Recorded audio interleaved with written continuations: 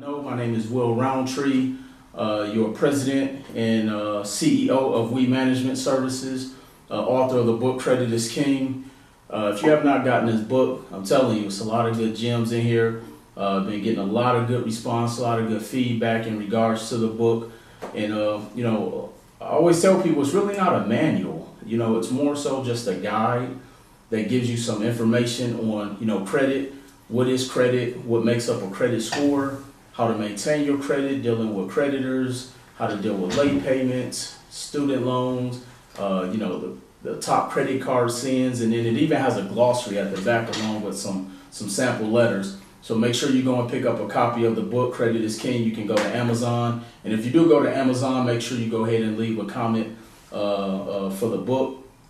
Also, the Credit Master Instructor for the Jay Morrison Academy, president and co-founder of Easy Funding. Last year, just almost literally as a test pilot, we did over $125 million in funding. So, it's something that, I feel that we've contributed so much, not only just to the business community, but into the black community and the brown and all of those who supported Easy Funding, because I know, so often, just especially a lot of black up and coming business owners, we don't get access to the resources that a lot of other, ethnicities may get access to. So being able to do the Easy Funding campaign with my partner and brother, King Jay, is something that, I think that eventually we're going to go down in history with what we've been able to do and accomplish.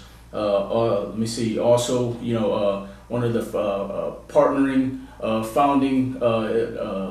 one of the founding partners of Tulsa Real Estate Fund. We just acquired a 30,000 square foot building out in East Point, Atlanta. So, definitely everybody who's part of the Tulsa Real Estate Fund who has invested, it's a monumental moment. I think, we really need to relish and marvel in what we've accomplished, not only as a community, but as investors. It's not often that, we can say that, we were able to successfully pool our resources together, raising over $12 million in capital in a week's time, and to be able to go out there and acquire something that's going to live on and be a part of the legacy that we've created for the Tulsa Real Estate Fund. And so today's FICO Friday, we kind of made an audible due to a lot of the different things that's been going on within the credit world and the space of credit. If you have, not heard, they're actually making some changes to the FICO scoring model. For those who are kind of new to credit and don't necessarily know what a FICO score is, essentially it's an algorithm used to calculate a 3-digit number that dictates our risk on if a bank wants to loan us money, or if an apartment wants to rent to us without putting down an absorbent amount for a security deposit, if you can purchase a vehicle without a down payment. In your credit score, your FICO score is so much more than just trying to buy a house and a car and all those things. It really does dictate, a lot of the things that run our lives. I tell people, your credit score can indirectly impact what school zone your kids go to school in. If you living in a less than desirable neighborhood, then, odds are sometimes there's a direct correlation to your credit score. Or if you're, spending more in rent than you can than to own a mortgage or own a home, sometimes that's a direct correlation to our credit score. Employers, I just posted an ad, not an ad, but a link on Facebook that talked about why employers are using credit scores. Same thing with auto insurance companies. Auto insurance companies have found ways to be able to squeeze, premiums out of us as consumers, because they deem that people with, more challenged credit have a higher risk of filing bogus insurance claims, and even with life insurance companies. And I love to tell the story when I go around the country and speak that, life insurance companies are trying to figure out ways to leverage or to use our credit scores to determine our life insurance benefits and the premiums. FEMA, back when they had Hurricane Harvey out in Houston, FEMA was actually using credit scores to determine whether people get aid. And so I always like to share this information because I really want us to understand that Our credit scores is so much more than just to be used as consumers, as business owners. It's really our livelihood nowadays. And I always say, imagine, being caught up in a natural disaster and losing everything. And because of your credit score, you're not able to get proper aid. You're not able to get help from the Red Cross, to be put into a facility temporarily, or to get some type of financial aid to, vacate the city, or whatever the case is.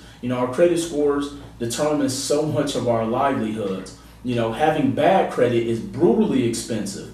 Being able to not have to put down an absorbent amount on an apartment. I had a client who, prior to coming to work with us to get their credit repaired, they were, put in a bad scenario to where they had to vacate where they were living and go and try to find a new, residency for them to go and rent. Well, due to their credit, they had to put down 3 times the deposit for where they were going to be living. So having bad credit is brutally expensive. You go and try to buy a vehicle. So many times I meet people, and when we sit down and do a consultation for their credit, they say, well, my credit's not that bad. I was able to buy a car.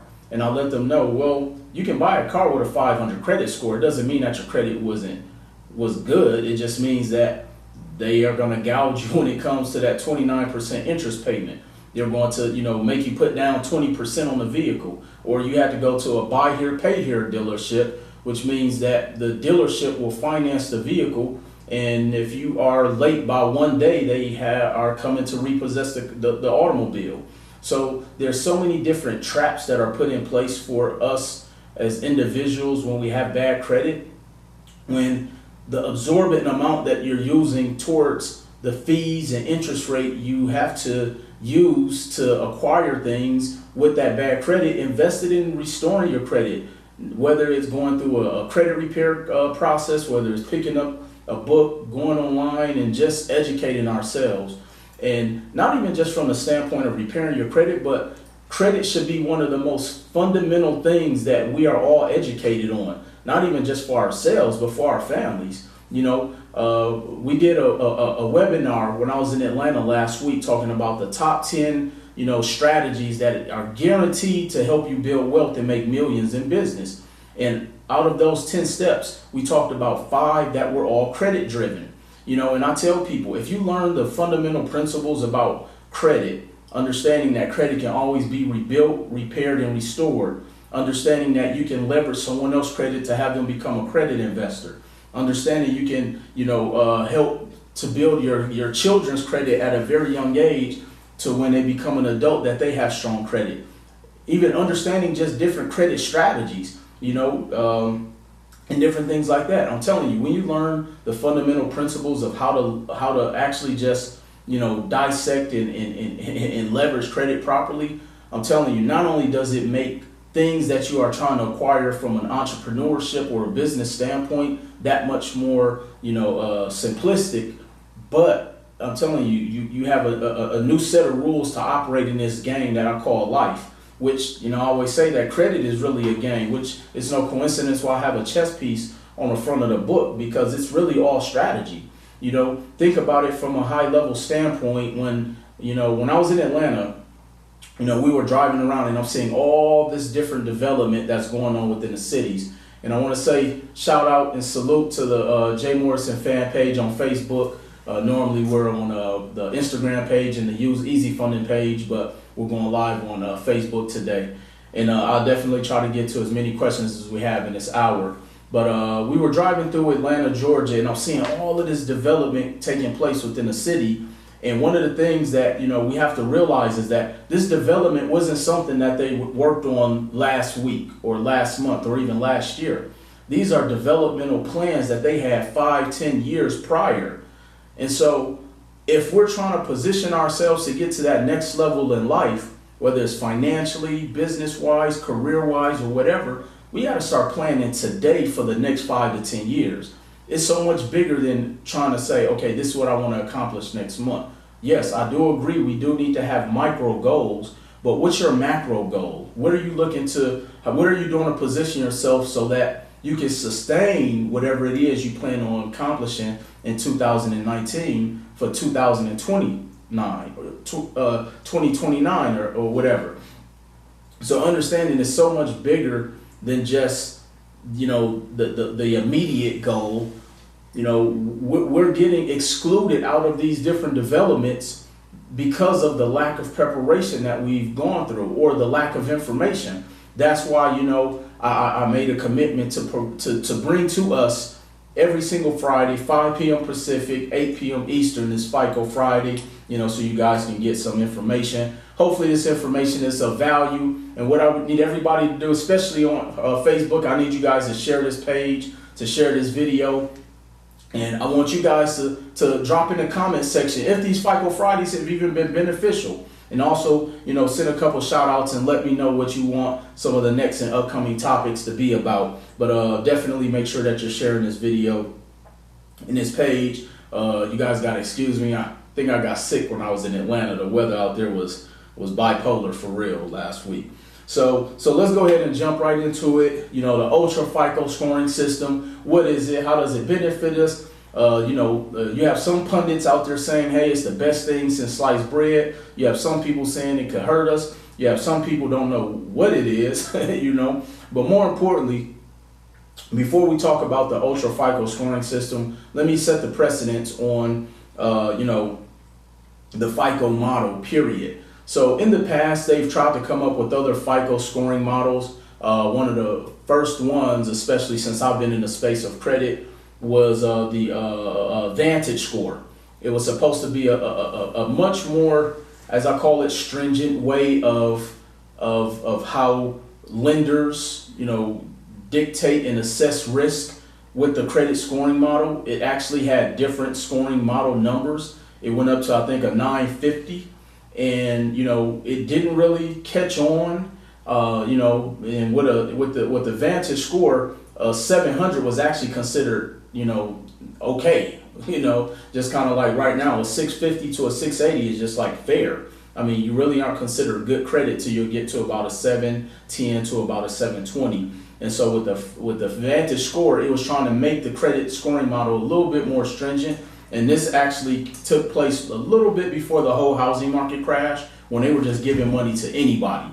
And so they were trying to figure out ways, okay, how do we, maximize our dollars as lenders, or be able to, either assist in locking people out from getting access to more capital and all these different things. This was around the time when you could buy a house with no money down and subprime lending, which is actually coming back, believe it or not.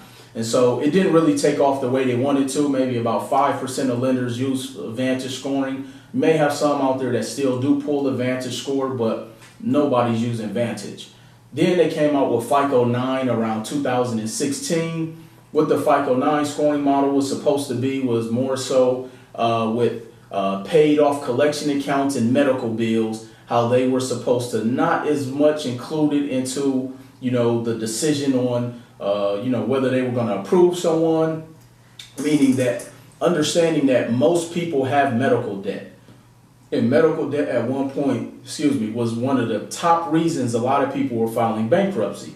And so banks understand, hey, the only way we make money is if we lend money to people, but we have a ton of people that have medical debt and amongst the student loan debt and just the everyday debt that they have. So they say, you know what, let's figure out a way to where even though someone may have a certain amount of certain amount of debt that's medical, we're going to try to, exclude that from how we calculate our algorithms for the purpose to be extended some type of funding or capital, this mortgage or whatever the case is. Same thing when you pay off collections and charge-offs. They were trying to figure out a way, okay, it's paid off, so we're not going to necessarily include the fact that it's still a collection or a charge-off or whatever the case is.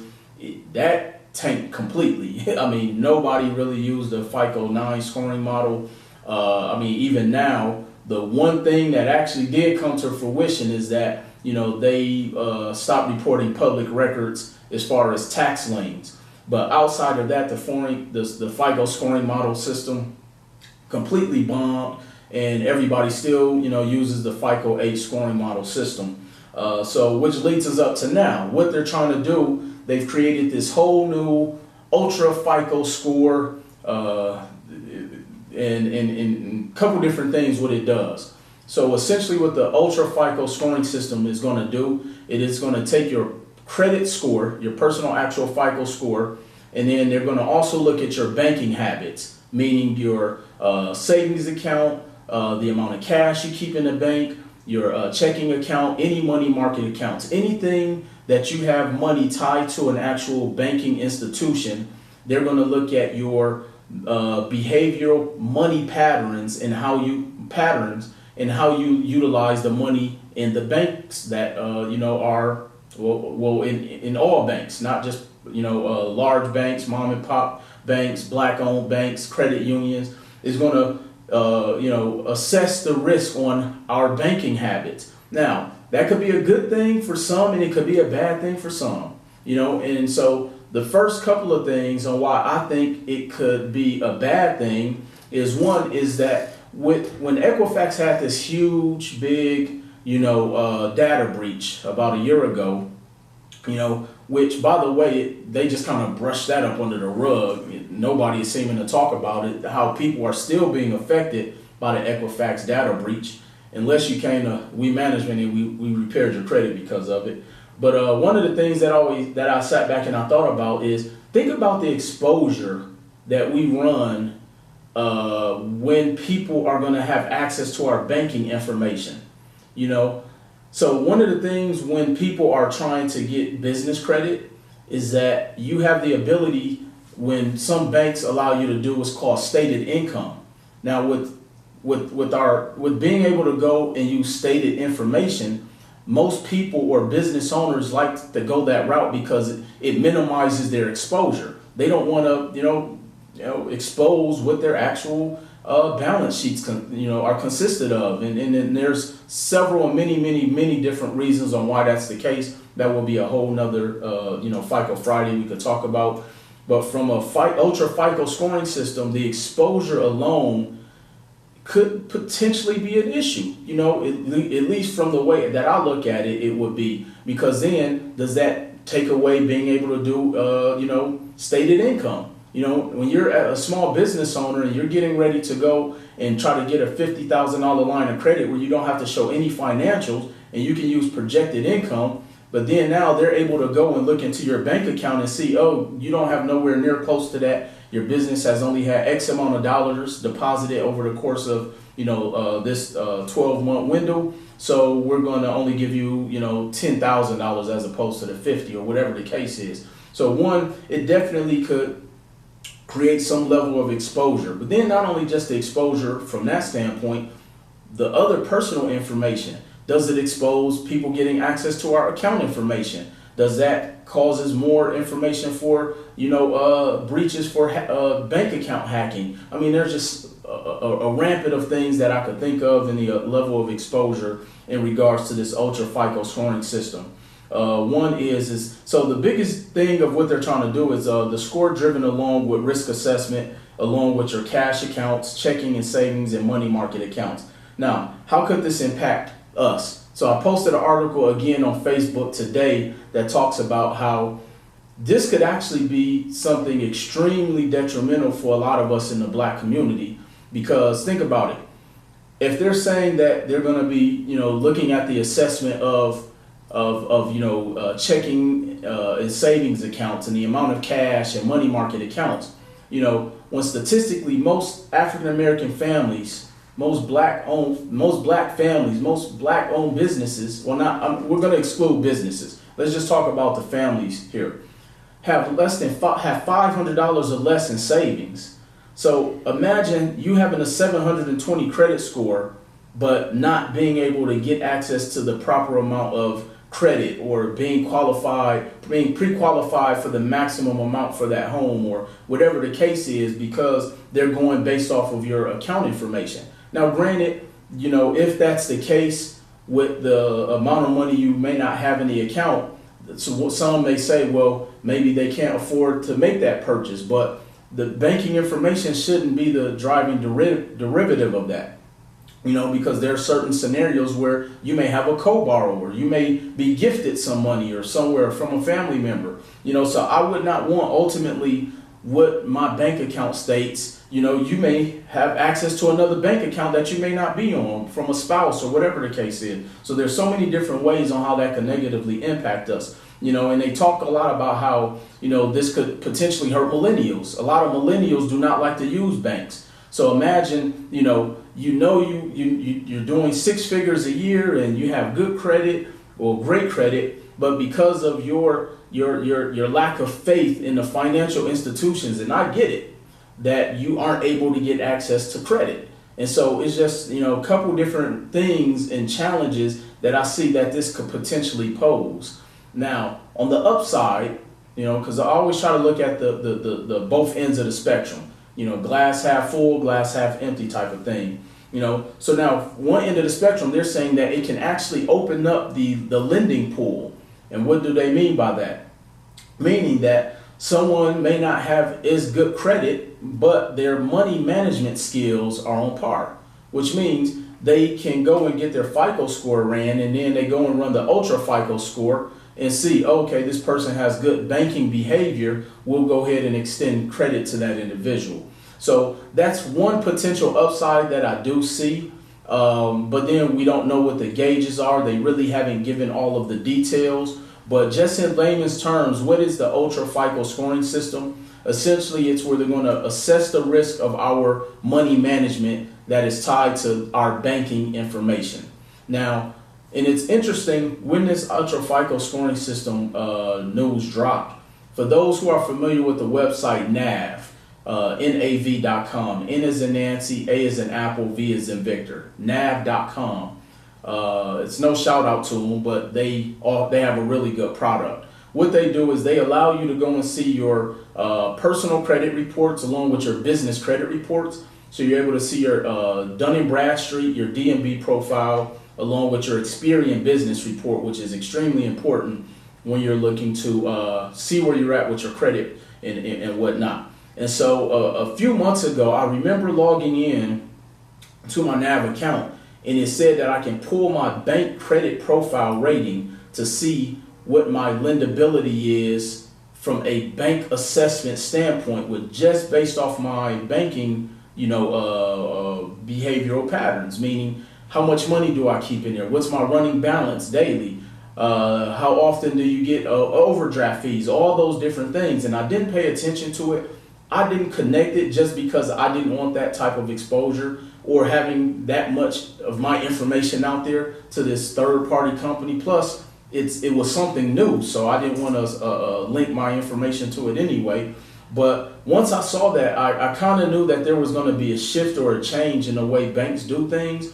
Because think about it from this standpoint, even though banks want to lend money, that I honestly do feel that they want to find ways to shun certain communities out. Think about it. There's still things out there like redlining. There's still things out there where, statistically, blacks are, more inclined to get denied, small business loans. I always tell people it's so ironic how we can go out there and borrow $250,000 in student loan debt, but we can't get a $10,000 business line of credit or a $10,000 business loan. And so this is why it's so important to know this information, not even just to know it, but to make sure you have access to it. Because imagine being in a situation, in a scenario, the new Ultra FICO score comes out, it's being utilized, and you're in a scenario where you're going out there, you're trying to make moves as a businessman or a businesswoman, and this information is dropped on you, but you wasn't prepared. And so again, the information we get today isn't just for us for tomorrow or next week or next year. All of these plays are being put in position for a reason. And I've been saying this for a very long time, especially since the easy funding has come out, that we need to put ourselves in position to get access to this capital, because there's no telling how long this is going to last. Now, not saying that anything is changing anytime soon. They said this is going to drop sometime 2019. We don't even know if it's going to catch on. But because we know the banks control so much, from being some of the top lobbyists to controlling pretty much our everyday lives. Think about it. You can't do anything without dealing with the bank. You want to buy a car, you got to deal with a bank. You want to buy a house, you got to deal with a bank. You're going into business, you got to deal with a bank. you are trying to send your kids to college, you got to deal with a bank. And so understanding all of those things, I don't see why this would not be implemented and pushed into play. Because if the bank is the backbone of the entire society structure of how we navigate through this world, why wouldn't they want to put in and create their own rules? So what this leads me, and then I'll open this up for some Q&A here shortly. The one thing that I really want to tell people is that this could be a good thing for us as a community, because what it's going to do is it's going to force us to become more financially responsible. Understanding, I talk to so many people when I'm talking to them about, their goals, their financial goals, and they're saying, hey, I'm 27 right now, and by 28, I want to be a millionaire. And I ask them, what's your goal? I mean, what's your plan? How do you plan on making it to be a millionaire within the next 12 months? And it is extremely doable.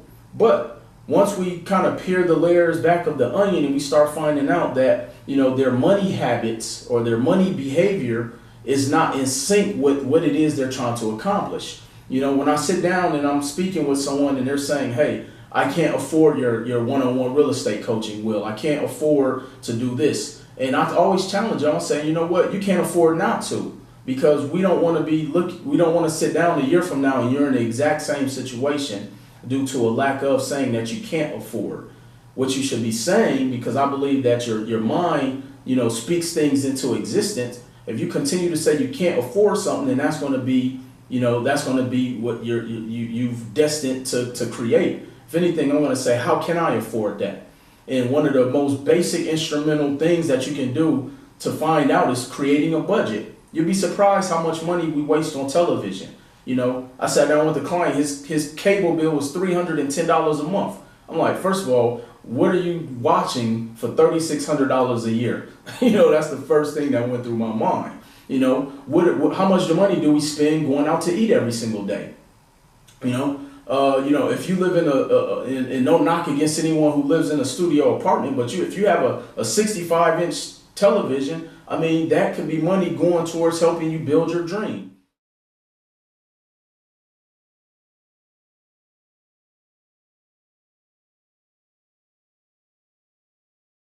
I'm gonna go ahead and open it up for some Q&A. We got about 30 minutes, and hopefully you guys kind of got the precedence of what the Ultra Fico scoring system is. Again, really is just taking our banking habits and taking that information to decide if we are a higher credit risk based on our banking habits, or if we are less of a credit risk because you're not getting a bunch of overdraft fees, you're not bouncing a bunch of bank accounts, going from one bank to one bank with a bunch of NSF fees and all those different things. So what we got, King Dylan?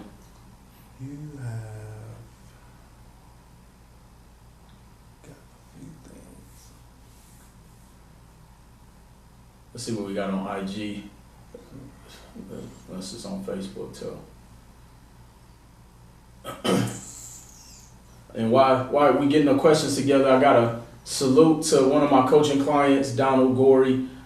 Came to us a few months ago, purchased his very first investment property. So definitely want to salute you, King. He actually lives out here in Las Vegas. And so, definitely love to see when our students are actually manifesting their goals and being able to accomplish what they set forth to do. So again, King, salute to you getting your very first investment property.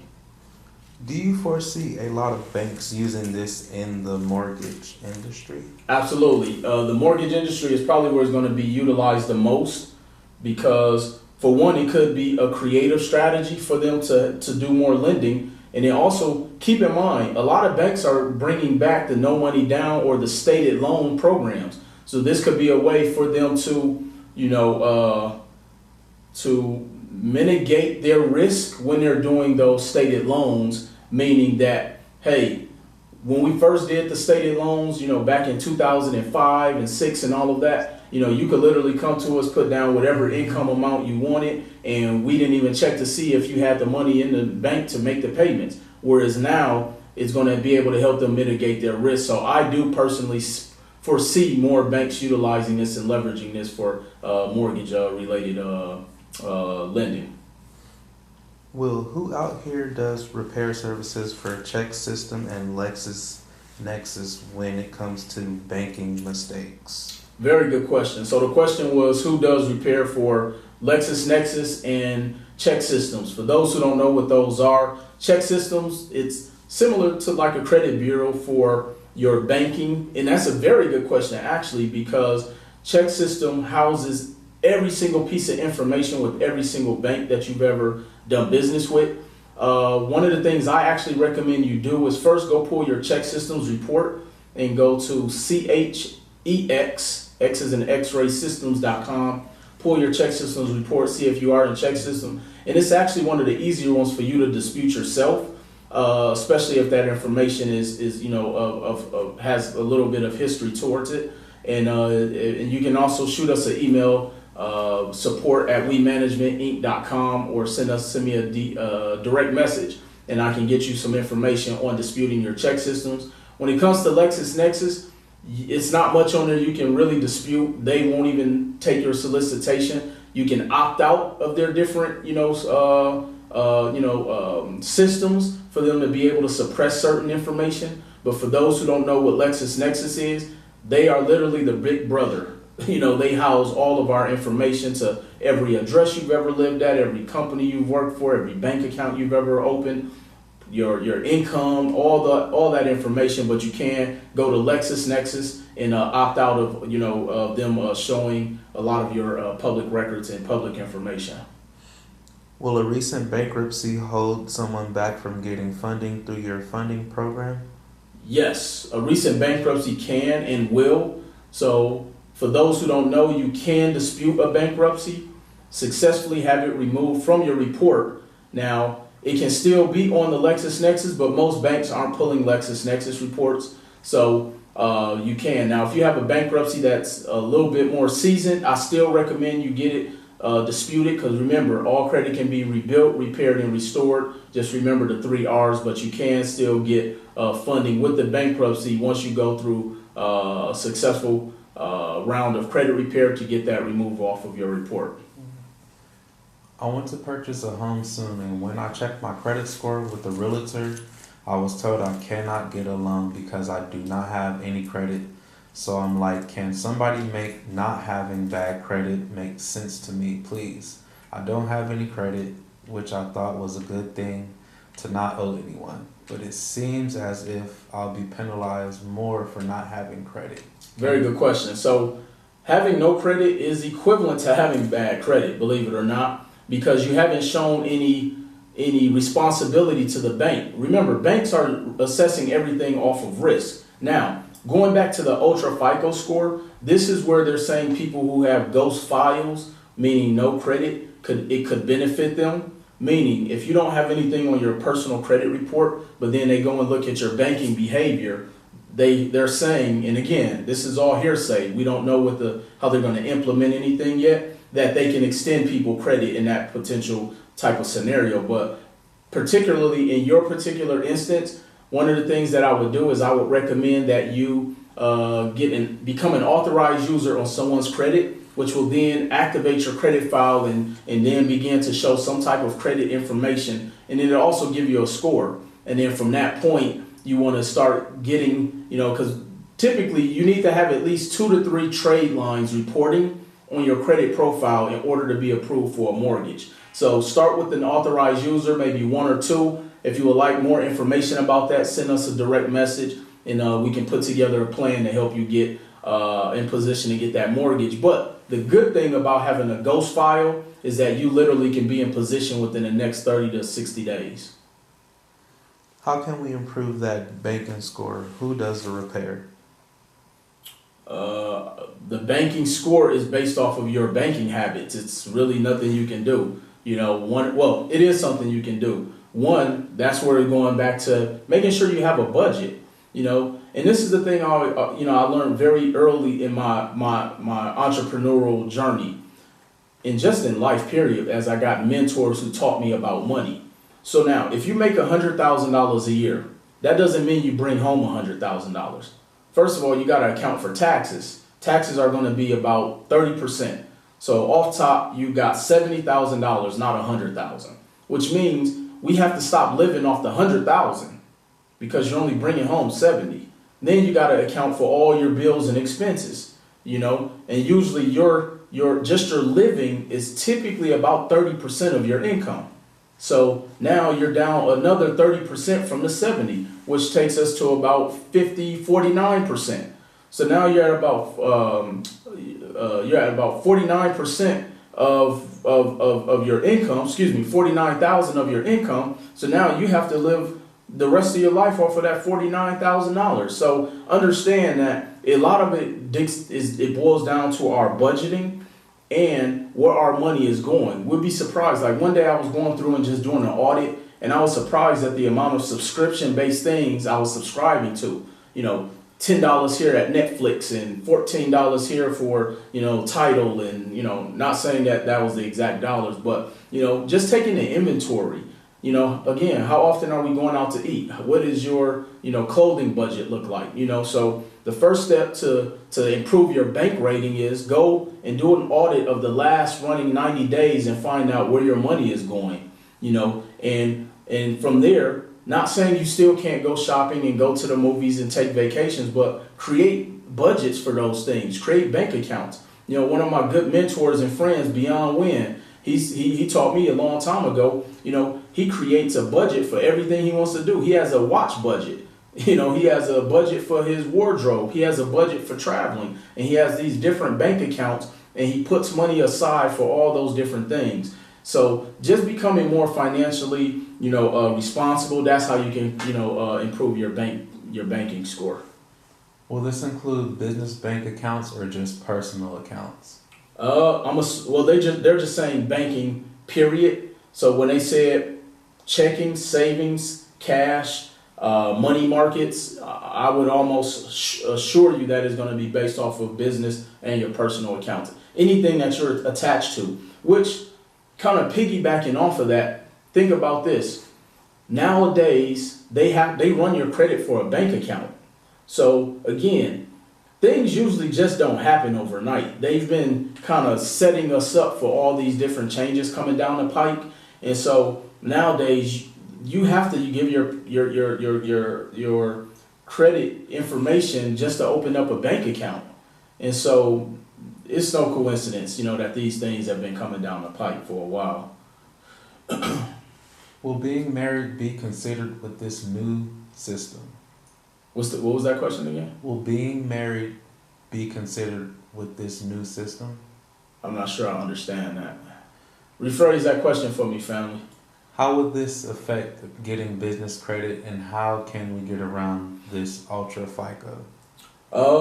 Right now, nobody really knows because everybody is still kind of getting the details. They're just giving us like little sample sizes of just what the ultra FICO scoring system is. Again, they may not even catch on. Me personally, I like the FICO scoring system model that's currently in place. I mean, some lenders may not even want to adapt to it. Keep in mind, the lenders have to adapt. They have to be the ones that want to do it. They may not even want to, because keep in mind, let's say they're in a certain demographic geographically where they know statistically most people don't keep a certain running balance reserve in their bank account. They may say, hey, we opt not to use the ultra FICO score. We're going to just use the FICO 8 scoring model. So it's really up to the lenders, the car dealerships, the credit card companies. It's really up to them. But from a business standpoint, I say let's just focus on what we can control right now. Let's put ourselves in position to get access to as much capital as possible today as a small business owner and entrepreneur. Because I'm telling you right now, getting the capital is easy. We just got to get in position. So if you have more than one account, are you able to pick which account is monitored? I'm not 100% sure about that, but I'm assuming they are going to have access to all of your bank accounts. So it's going to be based off of all of that. And then keep in mind, I'm assuming it's still just going to be an overall risk assessment across the board. Because I know some people have multiple bank accounts and they may not keep a ton of money in one. So I would just assume that it's going to be kind of like a rolling average of all the accounts that you have. So I don't think that would necessarily harm you. Generally, most people with multiple bank accounts usually are are a little bit more financially savvy and a little bit more financially responsible. So I can't see how that could hinder you. Is this just for no? Will I get multiple inquiries using easy funding? Yes, you will, but inquiries can always be disputed. Is it a situation where you have a choice to opt in or opt out, as for them having that access to your bank account? Thanks. Good question. So they have been talking about having an opt-in and opt-out. Again, the final details still haven't come out. It's still something that they're just putting out there. But I personally think that that would be a great idea. Hey, I would opt out of it, if it were me personally. But yeah, you definitely, they have been talking about, having a scenario or a situational process where you can opt in and opt out if you want your Ultra FICO score used as a final determination. How will the new FICO system affect credit repair credit sweeps? It wouldn't, because you still at some point got to have good personal credit. So I personally don't see this showing any impact negatively to my company as of right now. Again, I'm one to believe I focus on what I can control. So right now my focus is really just continue to operate, as is right now. So for all my credit repair professionals out there, we just continue to operate as is. Will the easy funding application fee be dropping anytime soon? You got to stay tuned. We definitely always running different promotions and different things like that. But even where it's at right now, I personally feel it's worth it. But I understand, situations, everybody isn't in position. But I remember one of my very first business ventures. This was even before I bought my tax franchise when I was in Milwaukee, Wisconsin, and it was some money I had to get up so I can invest in this particular venture. I borrowed the money. One of the things that I learned, that if it's something that I really want, I'll find that money, because I can remember back when I was a big sneakerhead and there was some Jordans that came out. Trust me, I always made sure I found the money to get those Jordans. So, when it comes to business, I just believe that if it's something that you truly want, you find a way to make that happen. But to answer your direct question, as of today, there are no particular promos going on, but be on the lookout in the month of November and see what we have coming up. Does the interest rate vary with the easy funding credit line? Yes, they do. Anytime you have unsecured capital, meaning not just easy funding, but you're getting money at an unsecured fashion, which means you're not putting up any collateral. You're not collateralizing your house, your car, your company, your firstborn, all that stuff. Your unsecured interest rate is always going to be in range between 7 to 19%. Usually we try to find you some zero introductory rate lines, but also keep in mind, when banks do 0% interest rate, generally the limits are lower. Banks don't want to give 0% and high limits, so it's one or the other. But one of the things that I've learned in business, when you have proper strategies to put the money to use, I don't even care about the interest rate. And most of my, investors, they look at it in that same fashion, because they already have plays in place to put them in position to be able to flip the money. So if it costs me 20% on my money to be able to go out here and do a deal where I'm getting a 23% cap rate, which my client King Don Gorey is getting 25% cap rate on his property. It made sense for him to borrow the money at 14%, because he's getting such a great deal, which for all my real estate investors, 25% is definitely a hell of a return every single month. I have had a credit score of 740 and 780 for a few years now. However, I was laid off 2 years ago from a job I had 15 years. How will this affect me now from starting a business? None at all. That should give you the motivation. One of the things that, always tell people, one of the best days and worst days of a situation that I went through was in 2003. I got laid off from a company that I had worked for about 8 years when I was in Milwaukee, Wisconsin. And the reason I say it was the worst thing that happened to me, because I was a college dropout, had no money in savings, was making, $40,000-$50,000 a year at the age of 22. I thought I had life figured out. And then to go into work one day, They shut the doors, lost my job, again, had no money in savings, really had no, skills outside of, being someone who was an extremely hard worker and very ambitious. Had to move back in with my parents at the age of 24, but it forced me into entrepreneurship and it forced me into learning something, which I feel is probably the best thing that happened to me again, which was entrepreneurship. It forced me to go out there to learn a new skill set. It forced me to go out there to learn about how to manage my money. It forced me to go out there to understand that I'm never, ever going to be in that situation again. So it definitely, I would say, use that as your springboard into being the great and creative genius that I feel we've been put on this earth to be. If I bought a car within the last 6 months mistakenly, moving forward, there are car loan strategies that I can use to mitigate risk in my loan. There are different car loan strategies depending on where you are right now. Now, I do see a lot of people normally get put in these car loan traps. We buy a car that we really don't like, but we just buy it because we need it. Our interest rate is high. We buy the vehicle. Loan payments are ridiculous. Car breaks down in a year and a half. They tell us to come back in. They put us in another car, and all they did was rolled in the negative equity to the next vehicle, so our payment is that much higher. Different things like that. So I would definitely say send me a message. Let's schedule a consultation. There are different strategies that we could utilize. One of the most common one that I do with a lot of clients is we look at refinance strategies. One, what does your credit look like when you bought the vehicle? I had a client who came in who had a vehicle where they purchased, their credit score was at a 530, had the car for about a year and a half. We fixed their credit, got them to a 710.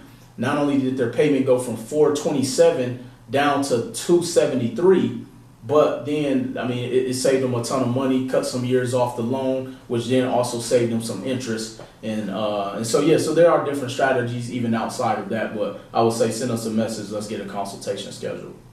What is the best way to make your credit score jump in large numbers? And that's such a loaded question. It really depends on where you're at currently right now. What does your credit utilization look like? Do you have a bunch of late payments? Do you have a bunch of accounts and collections? So without actually seeing your credit, that would be hard to say.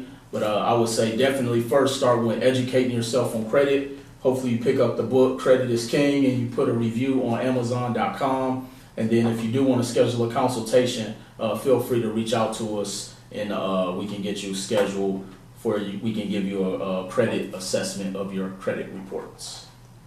Do you feel that being hands-on when it comes to flipping property is good for the first 2 or 3 if you're able to do everything yourself? Absolutely, because you want to learn the system. See, the thing I learned about business is that you want to be hands-on so that way you can put together a system. Now, if you're going to be a passive investor, that's completely cool. And you don't have to be hands-on. Just make sure you have someone who is in place to make sure you get your returns. But for those who don't know what system stands for, it stands for saving yourself time, energy, and money. So I feel that, the more you're hands-on in the beginning, it saves you on the back end, but then it helps you be able to put together systems so you can now automate yourself to where you're not as hands-on your 10th, 12th, and 13th deal. But in the beginning, I wholeheartedly, truly believe you should be hands-on. And that's with anything you do, not even just real estate. What are we looking for on the check systems report? Any particulars, examples of what errors we may see? Your check system report errors basically is going to tell you if you have any accounts that went into default, any overdraft fees. I can remember when I was probably about 25, I had an account that was in check systems from when I was in high school, when I lived in Mississippi. Come to find out I had an overdraft fee that was like $25-30 or something that had never been paid. And here it is,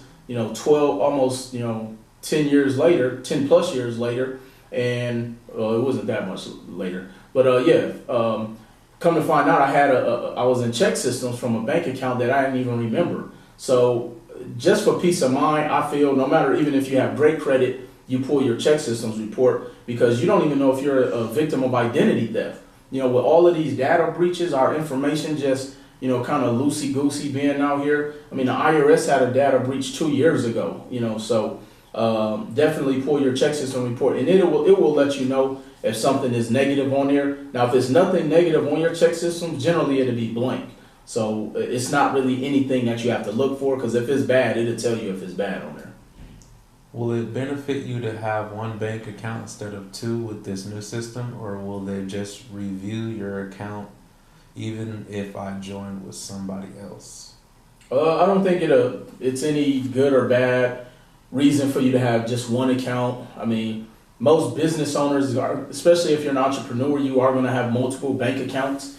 I personally also think you shouldn't put all your money just in one bank. So, I don't think it's a bad thing. Like I said, I personally feel if you have multiple accounts, it's just going to look at the average, behavior overall on your accounts. So, and again, usually most people that have multiple bank accounts usually are a little bit more financially responsible anyway. So that's really what they're looking for, is to see how responsible are you with your cash, because it's a level of risk that they're looking at to determine how you handle your money. Same thing with your credit. Your credit really is just a risk assessment. So, I don't see it being a bad idea if you did have more than one account. Do you know what percentage of our total score the Ultra Fico score will account for? We're not 100% sure yet. They haven't even given out those percentages. Should we close accounts that we really don't use to keep up at least $1,000 in those accounts daily?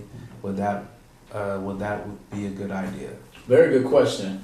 I mean, like I say, I think it's still going to be just an average of your accounts. But if you do have accounts, especially if you're not in business and you don't have a business credit relationship with that bank, I probably would. But if it's a bank that I'm doing business with, i.e., if I have a bank where I have a line of credit with them, but I don't keep a ton of money in that account, I would still keep it open, because a lot of banks do business with us now based off of relationship.